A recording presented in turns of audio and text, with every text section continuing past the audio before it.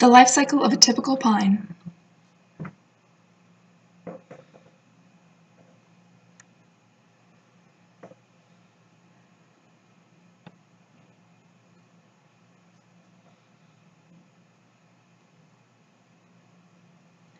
Now pines, along with spruces, yews, firs, redwoods, and others, are all conifers of the phylum Coniferophyta, which are related to the gnetophytes of the phylum Gnetophyta, which are both closely related to the ginkgos and the cycads. These collectively are all called gymnosperms, which are related to the angiosperms, the flowering plants, but are two separate things because of a very important mutation, which allowed a lot of diversification. Now, pines are found in the colder and drier regions of the world.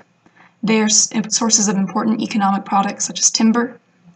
They are the oldest living tree, 4,900 years old, and their genome size is 10 times the size of humans. Now the life cycle. This is a sporophyte, the form you're most familiar with. It has both male and female parts.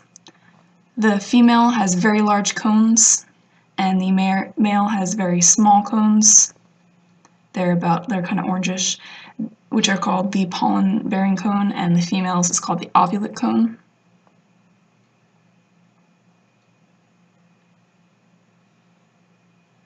Now the next step is in the microscopic level. Each male cone is made up of a lot of little scales, which have a lot of microsporangia in them. And each of these microsporangia is called a mother cell, which is actually female. It's actually male despite the name.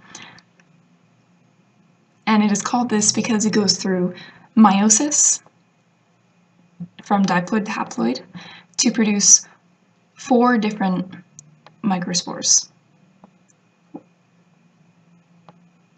And these develop into pollen, which becomes airborne, looking for a female cone to pollinate. Meanwhile, the female cone, a microspore mother cell, is at the base of each scale, and the megaspore goes through meiosis to form 4 different megaspores, and the pollen, meanwhile, comes through and pollinates. Pollination. The pollen enters through the macrophyte pile, the opening at the bottom of the picture here. And while there are 4 megaspores, 3 of them disintegrate, and there's only 1 left.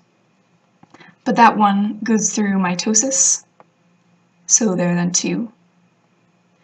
And the pollen begins to form a pollen tube to reach up to the eggs, to the female parts. And the sperm travels up these, and 1 sperm will disintegrate, and only 1 will make it to pollinate, to fertilize each female megaspore. Now this whole process from pollination to fertilization takes about 15 months.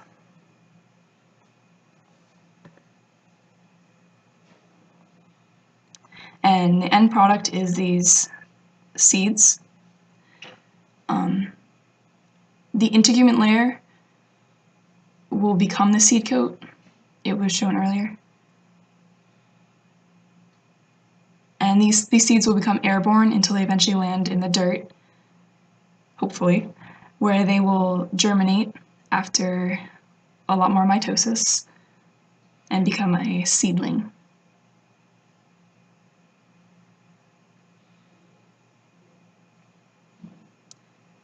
Then, of course, this is not the end, because the process will then start to repeat itself until you're once again back at the sporophyte.